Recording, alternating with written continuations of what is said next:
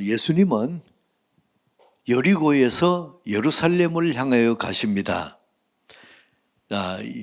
여리고에서 예루살렘까지가 계속 오르막이라 그랬죠. 예. 그래서 바다보다도 더 미친 여리고 마이너스 250. 근데 예루살렘은 플러스 750. 그러니까 거의 1000m를 오르막으로 가시는 겁니다. 그러한 이제 예루살렘에 가까이 왔어요. 예루살렘에 가까이 오면 여기 베다니와 벳바게가 이 마을이 있고 그 다음에 작은 산이 있습니다. 이런 산이 두 개가 있어요. 하나는 감람산, 그리고는 요 감람산을 넘어서 내리막으로 가면 기드론 시내가가 있고 요거를 건너가면 그 다음에 또 작은 산이 있는데 여기가 예루살렘 성입니다. 그래서 근데 예수님이 29절 보세요. 감람산이라 불리는 산 쪽에 있는 벳바게와 베다니에 가까이 가셨을 때에 제자들 중에 둘을 보내시며 그랬습니다.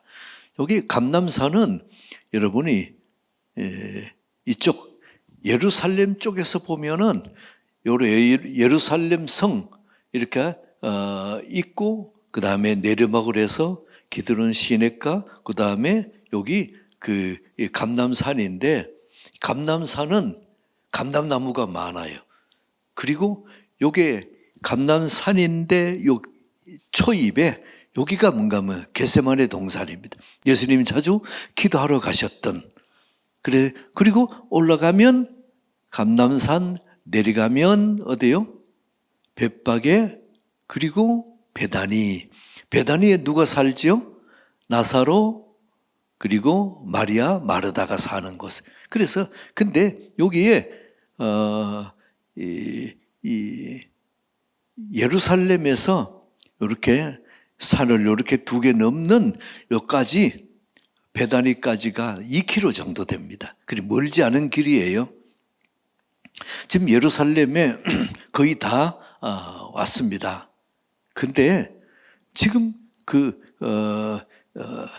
겟세마네 동산인 그쯤에서 예수님 말씀하시는 겁니다. 제자 둘을 보내서 너 저쪽 베다니 마을 건너쪽에 가면 아직 한 번도 타지 않은 어린 나귀가 매여 있을 거다. 그럼 그거 가서 풀어와라. 주인이 왜 당신 그거 풀어갑니까? 그러면 주가 쓰시겠다 하라. 그래서 제자 둘이 가보니 정말 어린 나귀가 사람 타지 않은 어린 나귀가 있어요. 그래서 풀어서 이렇게 데려옵니다. 당신 왜 그래요? 주가 서시겠다 하라. 그대로. 그래서 주인이 그대로 내어줍니다. 이 나귀를 몰고 오면서 그 예수님과 제자들에게 그 소식을 얘기합니다. 예수님 말씀 그대로 되더라. 그대로 내가 나귀를 데리고 왔습니다. 이게 오늘 본문 내용이에요.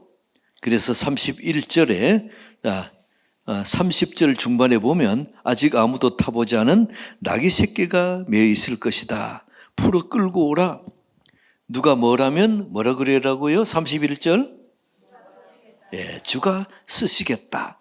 그랬더니 그대로 주인이 내어주는 겁니다. 그리고는 36절에 보면 자기들의 겉옷을 길에 펴고 또 옷을 나귀 등에 이렇게 걸쳐 놓습니다. 이제 안장이 없으니까 예수님 앉도록 하고 길에 옷을 편다는 것은 왕의 행차를 그때 상징하는 겁니다. 그리고 38절에 자 합독할까요? 시작. 이르되 찬송하리로다 주 이름으로 오시는 왕이여 하늘에는 평화 가장 높은 곳에서는 영광. 어디서 많이 나오는 말씀 비슷하지요? 예수님이 아기 예수로 탄생했었을 때의 천사들의 찬양이 비슷하지요.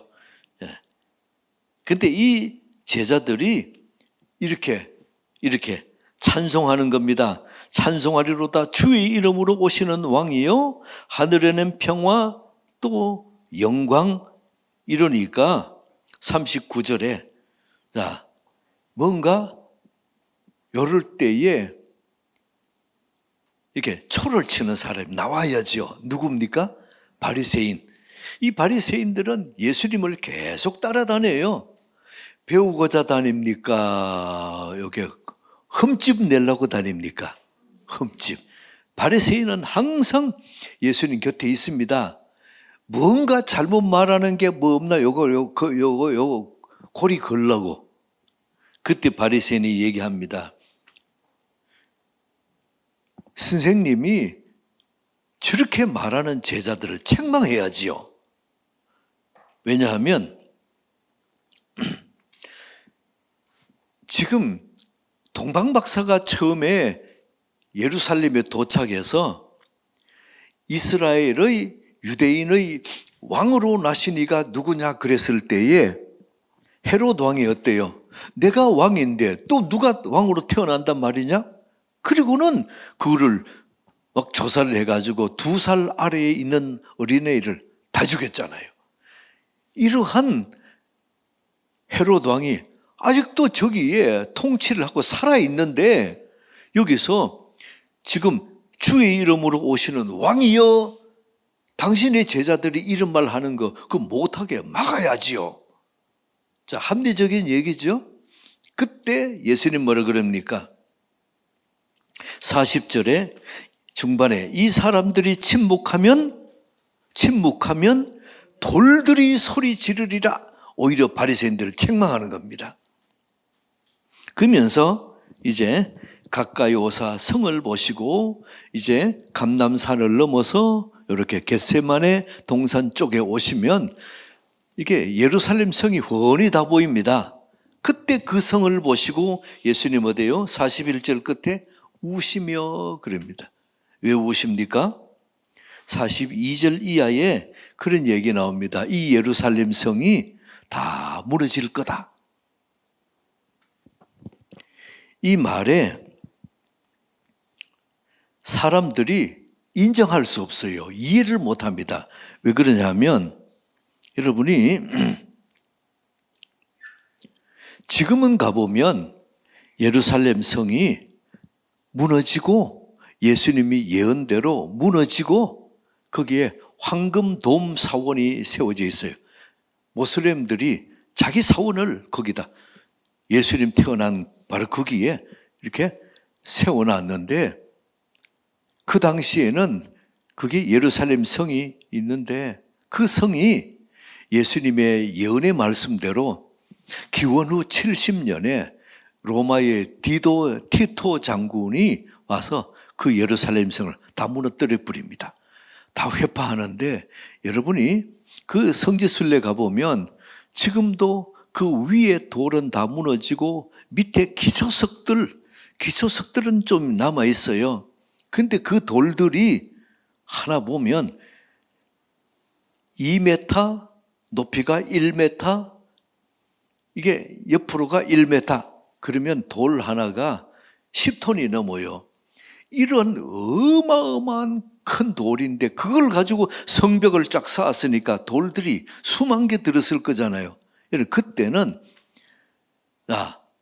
중장비도 없어요.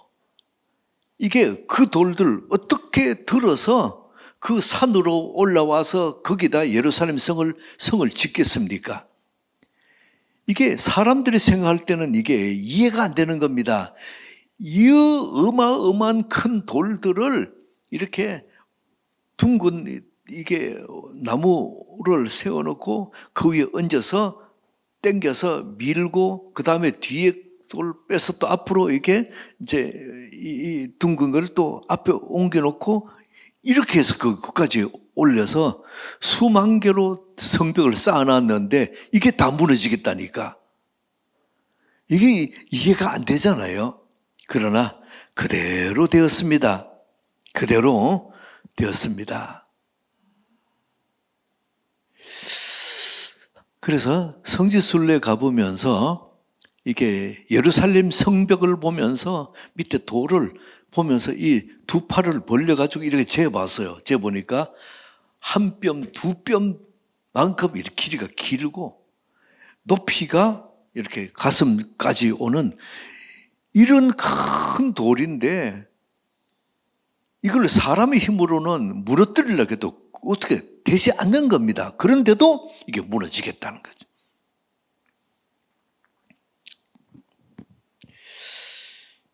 근데 예수님이 이 말씀을 하시고 그걸 생각하고 우시면서 이 예루살렘이 무너질 거다. 오늘 이게 본문의 내용입니다. 그래서 44절 중반에 보면 돌 하나도 돌 위에 남기지 아니하리니. 오늘 이 본문을 가지고 우리가 우리에게 적용을 해보겠습니다. 자, 크게 두 가지를 해보겠습니다. 제일 첫 번째는 순종입니다. 순종. 예수님의 순종. 예수님은 예루살렘에 등 떠밀려서 가신 거 아니에요. 28절에 보세요. 예수께서 이 말씀을 하시고 예루살렘을 향하여 어떻게 가시더라? 앞서서, 스스로 앞서서 가시더라.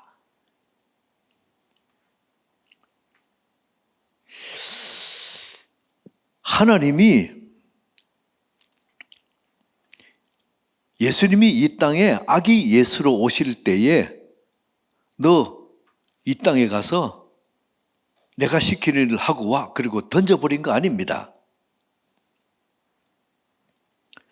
죄인된 사람들의 죄를 살려면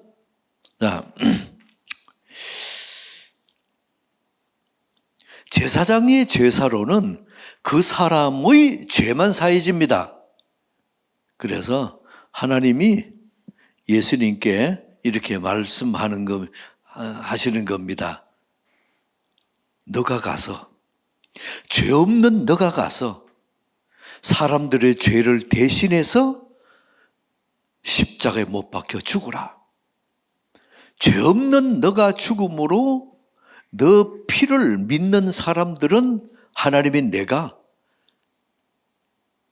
사람들의 죄를 너가 대신 속해 주신 대속의 이 은혜를 내가 믿음으로 인정하고 그 사람들은 죄가 없다고 인정하겠다. 너가 가서 대신 죽으라. 십자가 죽으라. 그러면서 하나님 예수님께 말씀하십니다. 아들아, 너가 가겠느냐? 예. 하고 예수님이 이 땅에 순종해서 오신 것입니다. 믿으실 분 아멘. 예수님은 이 땅에 오신 후에 계속해서 어떻게 살 것이냐 아니고 어떻게 죽을 것이냐 항상 이쪽에 초점이 맞춰 있어요. 그래서 따르는 제자들과 주위의 사람들에게 수시로 내가 어떻게 죽을 것이고 어떻게 십자가에 달릴 것이고 그리고 어떻게 부활할 것을 수시로 얘기를 했어요. 그러나 제자들은 그 말 안 믿었습니다. 예수님은 3년의 공생의 기간 동안 계속해서 이 말씀을 하셨는데 안 믿었어요. 예수님의 목적지는 어디예요? 예루살렘입니다. 그 예루살렘을 위해서 한 걸음씩 한 걸음씩 나아가고 있습니다. 오늘 본문은 예수님이 십자가 달리시기 일주일 전입니다. 이제 예수님의 일생의 마지막이 가까워 오고 있는 그런 시기입니다. 예수님이 십자가에 달리실 때에 오늘 28절에 예루살렘을 향하여 앞서서 가시더라. 스스로. 내 스스로 앞서서 가시더라. 제자들에게 등 떠밀려서 가신 거 아닙니다. 예수님이 죽으셔야 우리 죄 사함 받고 우리가 하나님의 자녀 되고 그렇습니다. 예수님 가세요. 십자가 지로 가세요. 등 떠밀는 거 아니에요. 오늘 본문에 보면 앞서서 예루살렘을 향하여 앞서서 가시더라 이렇게 말씀하는 것입니다. 그래서 우리가 죄 사함 받고 구원받고 하나님의 자녀가 되고 하나님이 주신 하늘의 평안으로 이 세상을 누리고 이런 것은 자, 뭐가 있었습니까? 우리의 구원에는 예수님의 순종이 있었습니다.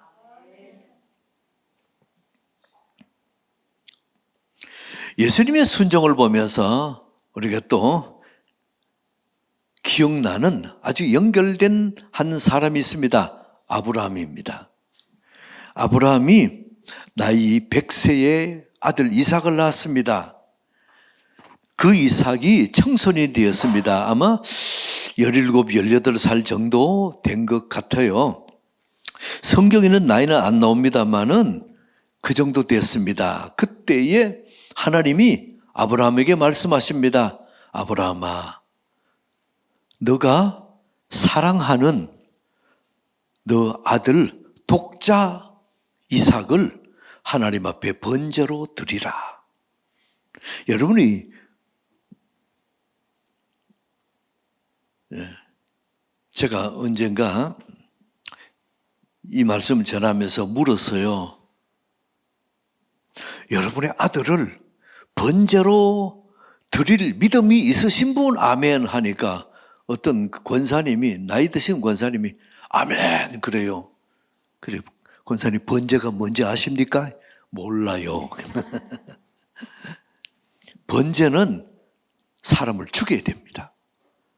칼로 죽여서 바둑판처럼 이렇게 각을 떠가지고 이거를 불에 태워서 연기로 하나님께 올려드리는 게 번제예요. 성경에는 하나님이 사람을 죽여서 번제로 드리라 그렇게 말씀하신 적이 없어요. 아브라함이 최초입니다. 근데 이 하나님의 말씀을 듣고 아브라함이 그날 밤에 잠을 못 잤을 겁니다. 그래서 마음이 흔들릴까 싶어서 다음 날 아침 일찍이 일어나 가지고는 종들에게 너 번제 드릴 나무하고 횃불 들어라. 그리고 자고 있는 이삭을 깨웠어요. 일어나라. 번제 드리러 가자. 잠결에 일어나 가지고 아버지가 산에 가자니까 아멘, 할렐루야. 그리고는 아주 기쁨으로 이렇게 이제 아버지를 따라서 나섰습니다.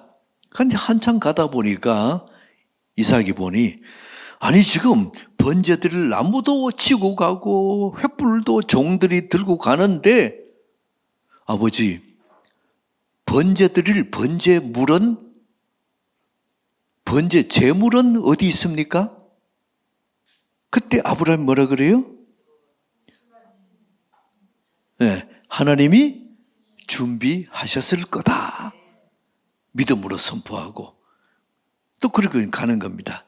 그래서 이제 모리아 산에 이제 정상에 가까이 왔어요. 그렇게 종들은 너희들은 밑에 있으라.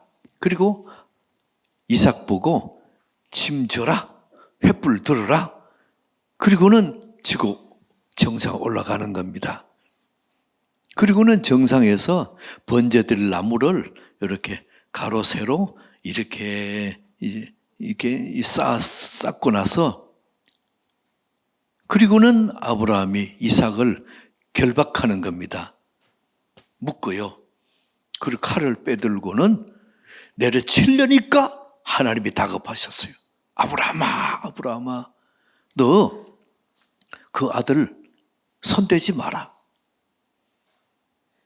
그리고는 눈을 열어줬더니 그 옆에 숲풀에 이게 뿔이 걸려있는 염소가 있는 겁니다. 그래서 그 재물을 가지고 대신 이게 각을 뜨고 죽여서 이렇게 연기로 하나님께 제사를 드립니다. 다 이걸 보면서 우리가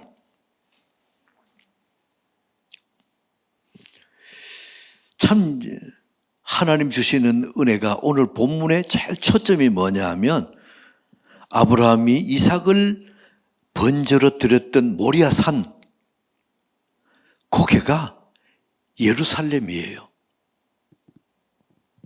예수님이 십자가에 못 박혀 돌아가셨던 골고다 언덕이 뭐냐? 거기가 모리아 산이에요.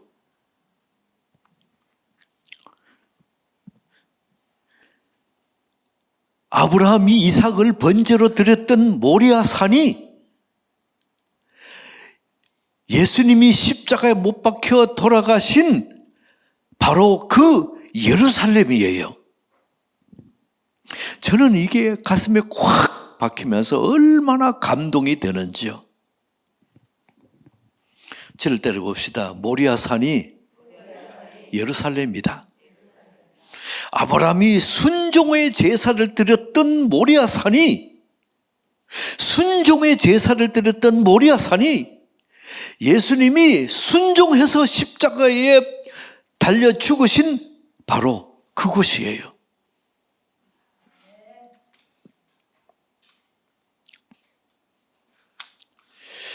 하나님이 아브라함이 이삭에게 번제로 드려라 했던 그곳에서 하나님은 아들 예수를 십자가에 죽으시는 바로 번제의 제물로 그곳에서 죽을 것을 지금 계획하고 계신 겁니다. 제사장들이 드렸던 제사는 그 한 사람의 죄만 없어집니다. 그러나 예수님의 십자가의 죽으심의 제사는 모든 인류의 모든 사람들을 다 살리는 영원한 제사요, 완전한 제사입니다. 그것을 하나님은, 그 피의 제사를 하나님은 계획하고 계신 겁니다. 그래서 구약의 모습 보면은 구약의 어떤 이러한 질이, 어떤 장소, 이것이 우연이 없어요. 그것이 그 다음에 보면 그 다음에 또 은혜의 장소로 그쪽 가서 이렇게 들어지는 모습을 봅니다.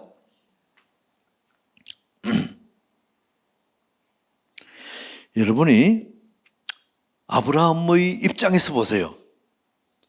참 할 말 많았을 거예요. 하나님,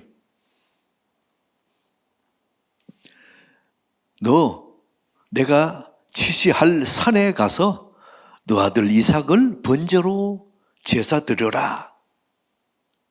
자, 아브라함이 뭐라 그랬을까요? 하나님,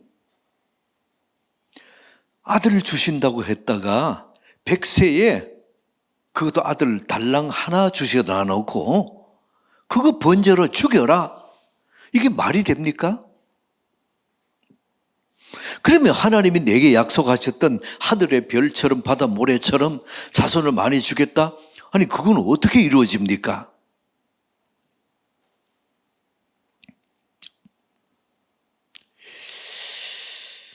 할 말 많았을 거예요. 근데 아브라함은 어때요? 아무 말이 없습니다. 이삭을 번제로 드리는데 이삭이 그 번제 드릴 나무를 짊어지고 산을 올라갈 정도면 장성해서요. 17, 18 같으면 지금 장성한 청년입니다. 그 이삭이 아버지, 지금 120세 된 아버지 아브라함하고 서로 씨름하면 누가 이길까요? 아들이 이겨요. 문병진 장로님이 아주 힘이 좋습니다만은, 그러나 형주하고 씨름하면 아들한테 지금 안 돼요. 아들이 순종하고 가만히 있으니까 이기지. 그렇게 힘으로 대들면 못 이겨요. 근데 지금 아브라함이 120세 된 아브라함이 아들 이삭을 결박합니다. 묶어요. 그리고 번제 나무에 거기다 눕힙니다. 칼을 빼듭니다. 그때 이삭이 뭐라 그래요? 분명 그럴 거잖아요. 아버지 왜 이랬습니까? 아버지 왜 정신 나갔습니까? 그럴 건데 아무 말 없어요. 아무 말 없이 순종합니다.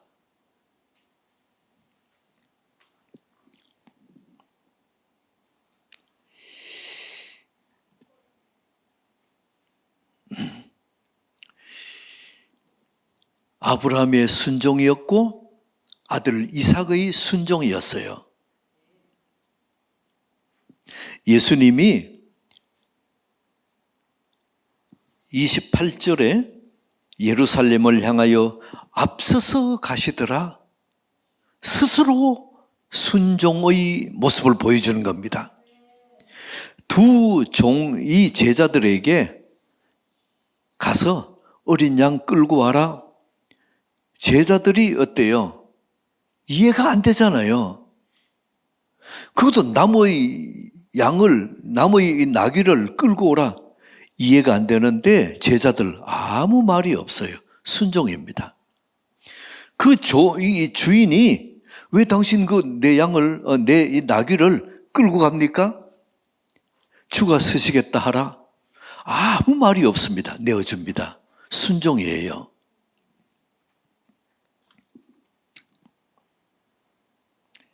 오늘 이 모습을 보면서 예수님이 어린 나귀를 타고 예루살렘 성에 입성하는 때는 예수님이 뭘 타고 가십니까? 나귀. 다른 말로 순종을 타고 예루살렘에 가시는 거예요.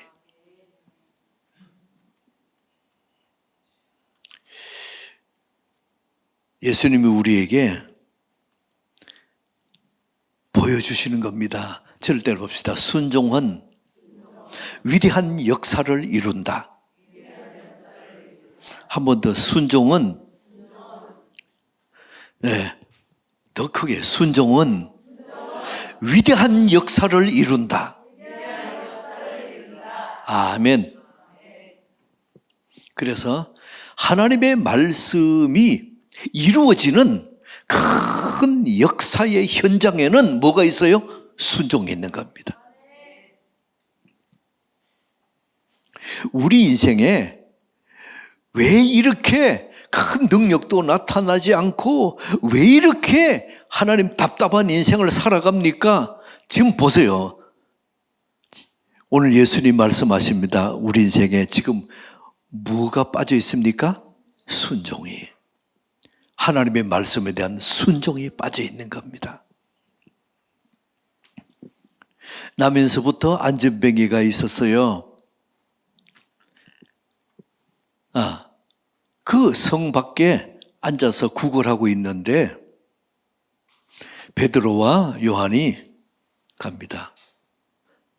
내게 있는 거 은과 금은 없지만은 내게 있는 것으로 주노니 예수 이름으로 일어나라. 그때 그 안전뱅이가 아니 왜 이러십니까? 왜 나의 가장 약점을 건드리십니까? 그러질 않고 손을 잡고 당기니까 일어서는 거죠. 내가 일어서려고 노력하고 순종하는 그 순종에 일어나는 역사가 일어난 겁니다. 여러분이 예수 믿기 전과 예수 믿고 난 다음에 큰 차이가 뭔지 아세요? 순종이에요. 예수 믿기 전에 순종은 나약한 사람입니다. 말하면 그렇게 하겠습니다. 이게 아주 나약한 사람의 모습이에요. 세상에도 순종하는 사람 싫어합니다. 아이고 저렇게 머저리 자기 주관도 없나? 근데 예수 믿고 나서의 변화는 뭐죠? 순종을 기쁨으로 합니다.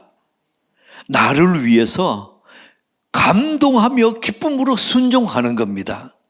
그리고 예수 믿고 나서는 순종이 제일이다.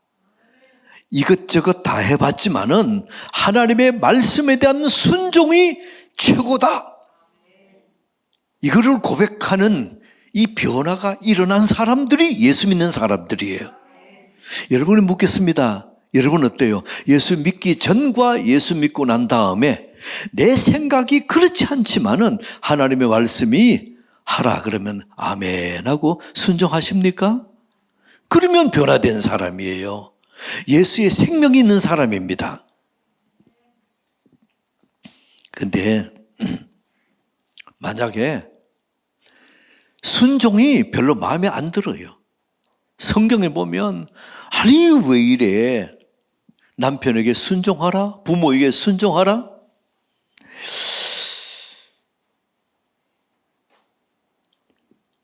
그 순종이 내 자존심 상하고 남편에게 부모에게 순종하는 것이 내 의지도 없고 내 생각도 없는 사람으로 느껴지는 사람 기도하세요. 주님 제게 믿음을 주옵소서. 예수 믿기 전에는 성경 읽는 것이 참 힘들었어요. 왜 그런지 아세요? 성경은 처음부터 끝까지가 명령이에요. 여러분이 성경 읽는데 이런 대목 본 적 있어요? 예수님이 너 다른 사람이 오리를 가자 그러면 오리역 말고 오리역 가자 하면은 아니 심리까지 가겠습니다. 그러면 예수님이 내가 참 기쁠 건데 너 그럴 생각 없느냐? 오른뺨 때리면 왼몸 대주라. 그럼 내가 감동할 건데 너 예수님 나를 감동시킬 마음 없느냐? 이렇게 예수님이 물으신 적이 있습니까? 없습니까? 없어요. 없어요. 예수님은 우리 생각을 묻지를 않습니다. 그냥 말씀하시는 거예요. 살인하지 말라, 도적질하지 말라, 간음하지 말라, 원수를 사랑하라, 오리 가지만 심리 가라, 오른밤 때리면 왼밤 내주라. 설명이 없어요. 그냥 명령인 겁니다. 그래서 창세기에서 요한계시록까지 보세요. 거의가 성경 말씀은 명령형입니다. 그래서 성경 읽는 게 힘든 거죠. 내 생각하고 다르기 때문에 이게 순종이 힘든 겁니다. 근데 거기다 사람들은 명령형을 또 더 싫어합니다. 대단한 것은 예수 믿고 나면 그렇게 싫은 명령형의 말씀, 하나님의 말씀이 송이꿀처럼 더 달아요. 이렇게 변화되어지는 겁니다.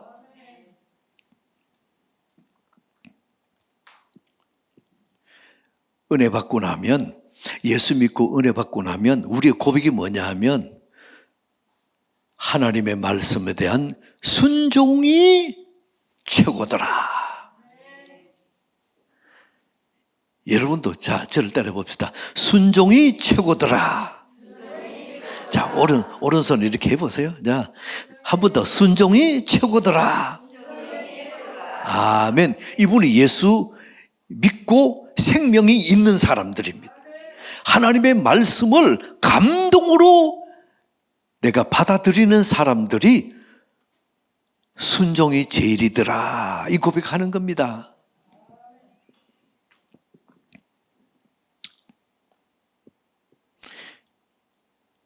그리고 집에 가서 보면 또 순종이 잘 안 되지요? 그게 말씀 한 번 듣고 아멘, 내 삶이 바뀌고 생각이 행동이 바뀌고 그러면 설교자가 이게 재미가 없을 것 같아.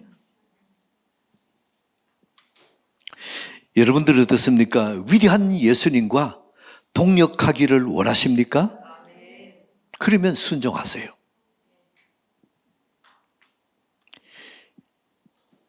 순종을 통해서 하나님의 위대한 역사가 일어납니다.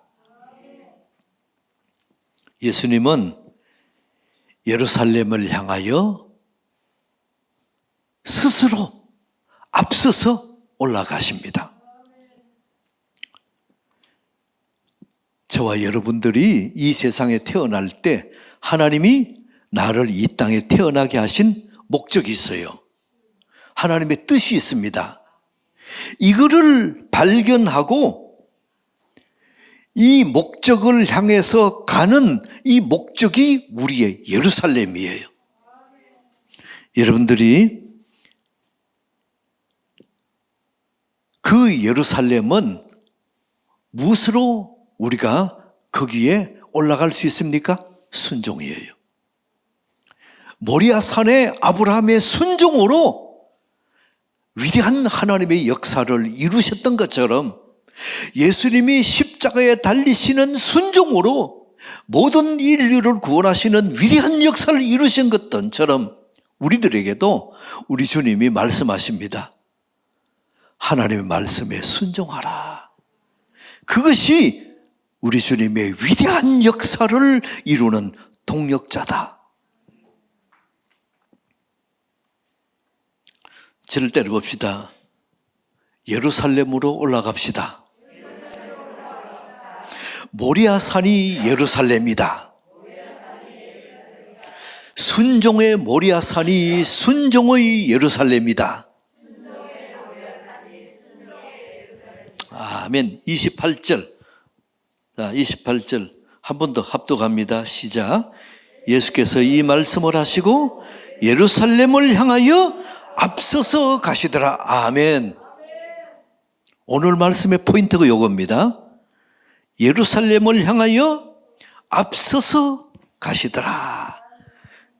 적극적으로 순종하며 가시더라. 그것에 하나님은 위대한 역사를 준비하고 계십니다. 오늘 이번 주간 여러분들도 나의 예루살렘은 어디인가? 내 인생의 삶의 이유는 무엇인가? 내 인생의 삶의 목적은 무엇인가? 그것이 예루살렘이에요. 살피고 깨닫고 앞서서 적극적으로 순종하며 그 예루살렘으로 올라가는 은혜 있게 축복합니다. 그러면 하나님은 여러분 장래에 위대한 역사를 이루십니다. 큰 권능의 역사를 준비하고 계십니다. 하나님 아버지, 오늘 아브라함의 순종의 모리아산이 예수님의 순종의 십자가, 예루살렘 십자가임을 가르쳐 주셔서 감사합니다. 모리아산이 예루살렘입니다. 나를 향한 하나님의 계획을 깨닫게 하시고 앞서서 적극적으로 순종하며 나아가는 은혜 허락하여 주옵소서. 하나님이 준비하신 위대한 역사를 기대합니다. 우리 앞에 보여주시고 기대하며 확신하는 우리의 삶이 되게 하옵소서. 예수 그리스도 이름으로 기도드리옵나이다. 아멘. 아멘.